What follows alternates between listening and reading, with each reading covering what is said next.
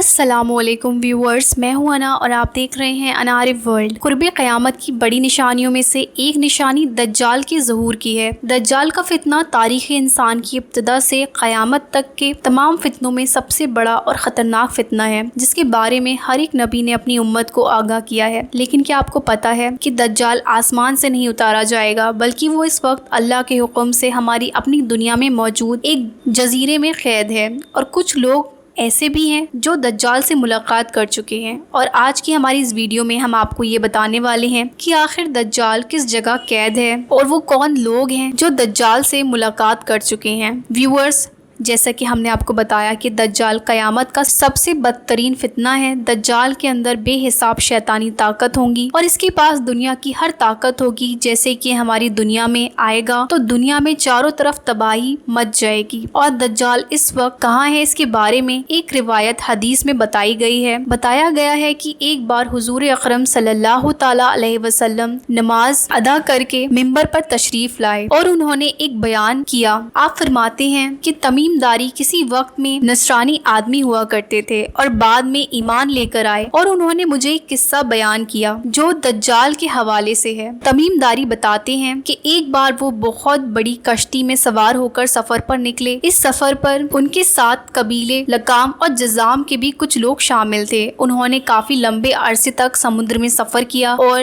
اس وقت میں انہیں کئی سارے سمندری طوفانوں کا سامنا کرنا پڑا۔ ان طوفانوں سے بچتے ہوئے وہ مغرب کی طرف ایک جزیرے پر پہنچے۔ طوفان سے بچنے کے لیے ان لوگوں نے اس جزیرے پر اترنے کا فیصلہ کیا۔ جب یہ لوگ اس جزیرے پہ پہنچے تو یہاں انہیں ایک بہت بڑے جانور کی طرح دکھنے والا انسان ملا۔ اس کا پورا جسم بالوں سے ڈھکا ہوا تھا۔ ان لوگوں نے اس سے پوچھا کہ تم کون ہو؟ تو اس نے بتایا کہ وہ دجال کا جاسوس ہے۔ اس نے لوگوں سے کہا کہ تم میرے ساتھ ایک جگہ چلو، میں تمہیں کسی سے ملوانا چاہتا ہوں جو بے صبری سے تمہارا انتظار کر رہا ہے۔ جب ہم اس جگہ پہنچے تو یہاں پر ایک غار تھی۔ جب ہم اس غار کے اندر گئے تو ہمیں یہاں ایک بہت بڑا خوفناک شخص دکھائی دیا۔ تمیم داری رضی اللہ تعالی عنہ فرماتے ہیں کہ ہم نے آج سے پہلے اتنا بھیانک شخص نہیں دیکھا تھا۔ یہ شخص پوری طرح سے زنجیروں میں جکڑا ہوا تھا۔ ہم نے اس سے پوچھا کہ تو کون بلا ہے؟ اس نے جواب دیا کہ تم لوگوں کو میرے بارے میں پتہ چل ہی جائے گا، پہلے تم بتاؤ کہ تم یہاں کیوں آئے ہو اور تم لوگ کون ہو؟ جس پر ہم نے جواب دیا، ہم عرب کے باشندے ہیں، ہم اپنے سفر پر نکلے تھے اور سمندر میں طوفان کی وجہ سے ہماری کشتی یہاں تک پہنچ گئی۔ جس پر وہ پوچھتا ہے، مجھے یہ بتاؤ کہ بیسان کی کھجور میں پھل آ رہے ہیں یا نہیں؟ جس پر ہم نے جواب دیا کہ اس پہ بہت پھل آتے ہیں۔ اس کے بعد دجال نے کہا کہ وہ وقت دور نہیں جب اس میں پھل آنا بند ہو جائیں گے۔ اس کے بعد اس نے ہم سے پوچھا کہ بحر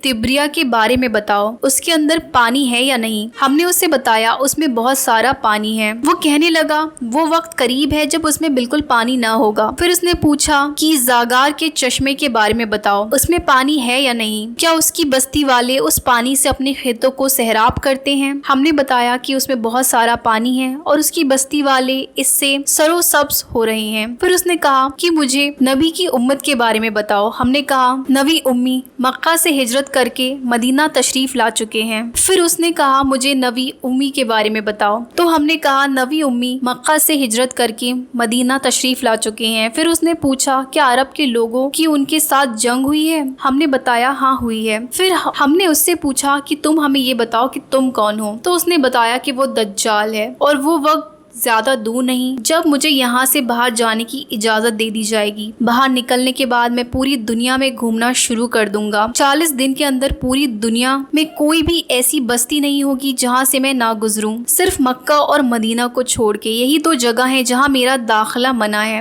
حضور صلی اللہ تعالی علیہ وسلم فرماتے ہیں دجال نہ تو شام کے سمندر میں موجود ہے نہ ہی یمن کے سمندر میں، دجال مشرق میں موجود ہے۔ تمیم داری اور ان کے ساتھی سفر پر نکلے۔ لوگوں نے جس جزیرے پر دجال کو دیکھا تھا وہ جزیرہ کہاں موجود ہے اس کے بارے میں وقتہ طور پر کسی کو کوئی علم نہیں، بس سب اس جزیرے کے بارے میں دعویٰ کرتے ہیں۔ کئی لوگوں نے کہا کہ جو بحر عرب میں जो सपोर्टर नाम का एक आइलैंड है वही दज्जाल का जजीरा है। इसको दज्जाल का जजीरा इसलिए बताया जाता है क्योंकि ये काफी ज्यादा अजीबोगरीब है। यमन का एक हिस्सा, ये आइलैंड यमन का एक हिस्सा है और साहिल से 400 किलोमीटर की दूरी पर मौजूद है। आइलैंड पे जो चरण परिंदे और पेड़ पौधे देखने को मिलते हैं वो हमारी इस दुनिया से काफी ज्यादा अलग हैं। इसके अलावा ड्रैगन ब्लड ट्री नाम का एक अजीब तरह का पेड़ भी इस आइलैंड पर देखने को मिलता है। इस पेड़ के तने से लाल रंग का लिक्विड निकलता है जो कि देखने में बिल्कुल खून जैसा लगता है। इसके अलावा इस आइलैंड पर 700 अलग अलग तरह के पेड़ देखने को मिलते हैं जो पूरी दुनिया में और कहीं मौजूद नहीं है। इसके अलावा इस आइलैंड पर एक बहुत ऊंचा पहाड़ है जिसके अंदर एक गार भी है जिसे अलहौक के नाम से जाना जाता है। गार बहुत बड़ी है। लोगों का कहना है कि दज्जाल इसी में कहीं छुपा हुआ है। वहीं कुछ लोगों का कहना ये भी है कि अटलांटिक ओशियन में मौजूद बर्मुदा ट्रायंगल जैसे, जिसे इस दुनिया का ब्लैक होल कहा जाता है, यही वो जगह है जहां दज्जाल छुपा हुआ है। ये वो जगह है जहां लोगों के कंपास भी काम करना बंद कर देते हैं। इसके अलावा ये जगह कई सारे जहाज और कश्तियों को भी निगल चुकी है। इस जगह पर जिन्नों और भूतों से जुड़ी हुई काफी सारे वाकयात पेश आ चुके हैं। इस जगह अक्सर समुद्री तूफान आते रहते हैं और यहाँ ऊंची ऊंची लहरें उठती रहती हैं। व्यूअर्स, बर्मुदा एक ऐसी जगह है जहाँ 300 से ज्यादा सुनसान और वीरान जजीरे मौजूद हैं और इसमें से कई सारे जजीरे ऐसे हैं जहाँ आज तक कोई इंसान नहीं पहुँच सका। लोगों का दावा है कि बर्मुदा ट्रायंगल के एक बहुत बड़े हिस्से में दज्जाल की हुकूमत है।